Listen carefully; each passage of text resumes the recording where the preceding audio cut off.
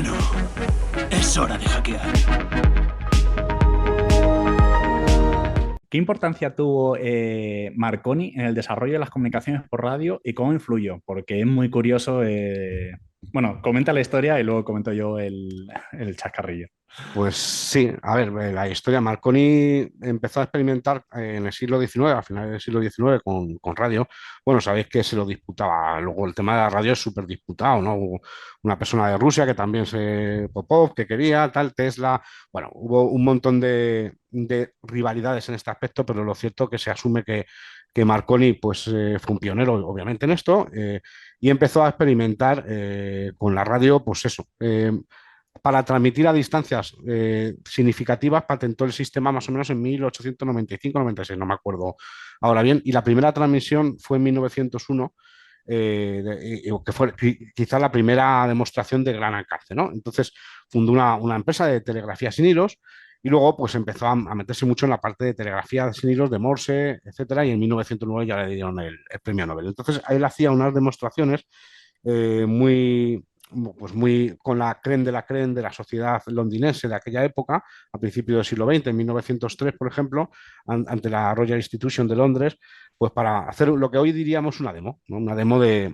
porque él decía que era más o menos, esto explicaba así, coloquialmente, él era un poco prepotente por lo que dice la gente contemporánea, ¿no? De que trató y parecía que era un poco prepotente, que decía que el Morse era irrompible. O sea, nos suena esto, ¿no? Que no se podía hackear, como se dice hoy en día, ¿no? Y entonces, claro, hoy nos puede dar risa porque dice, joder, Morse, ¿qué me estás contando? Pero en aquella época daos cuenta que era magia negra para la gente, no sabía ni lo que era radio ni nada por el estilo, y el Morse mucho menos, ¿no?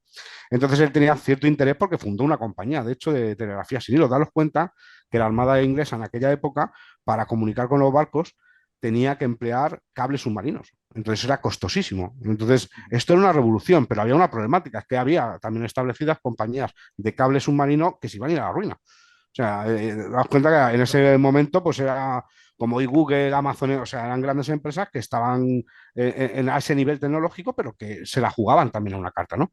Entonces, en 1903, pues hizo una demo con toda esta sociedad londinense, y se supone que tenía que, desde Portsmouth, de Cornualles, tenía que mandar un mensaje y se recibía en la Real Sociedad de Londres, ¿no? Y ahí pues, había un ayudante que se llamaba Fleming y entonces tenía que transcribir un mensaje que le mandaba Morse, básicamente. Entonces llegó un momento que no se supone que todavía no estaba empezando a transmitir el mensaje, pero empezó a decodificar en Morse un mensaje de alguien que decía algo así como ratas, ratas, ratas, hay un italiano bajito que se está tomando el pelo.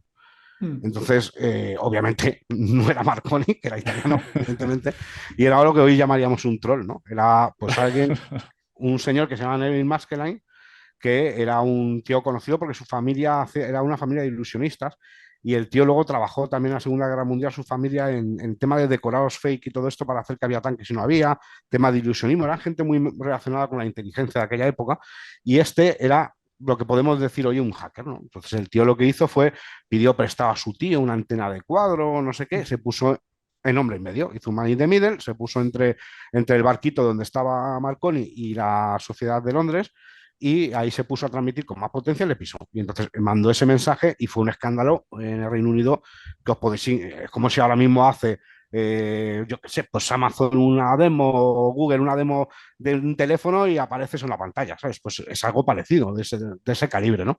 Entonces, bueno, en los periódicos de la época se insultaron y tal, y había malas lenguas que decían que Neville Maskelyne en realidad trabajaba patrocinado como un black hat, como un ciberdelincuente, patrocinado por las compañías que tenían telegrafía con hilos, para que eso nunca llegara, nunca se supo, obviamente, pero es el primer hacking de la historia, realmente, o primer ataque, vamos a decir, tecnológico de la historia, o yo que yo considero, y yo creo que también la cuna del hacking. Yo creo que el hacking nace en la radio porque, de hecho, la radio fue la primera comunidad en torno a una tecnología, porque fue la primera, de hecho. Entonces, ahí nace, yo creo, para mí el hacking, ¿no? Y por eso tiene tanto que ver con el hacking actual.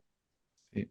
Qué bueno, ¿no? Claro, estaban frente a un cambio de paradigma y estas empresas de cableado pues Claro, se veían peligrar todo el resistían, claro. negocio Luego, claro, él ganó mucho prestigio porque daos cuenta que cuando el hundimiento del Titanic y todo el naufragio del Titanic y todo esto, el Morse salvó muchas vidas, porque en aquella época, imaginaros, el poder dar la voz de alarma a través de Morse en ese naufragio, Ujú. de hecho, creo recordar que el armador del Titanic dijo que se había salvado muchísima más gente gracias a un italiano que se llama Marconi, y lo hizo público.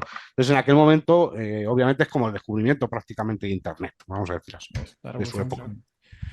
Pues sí, pues bueno, chicos, ya sabéis.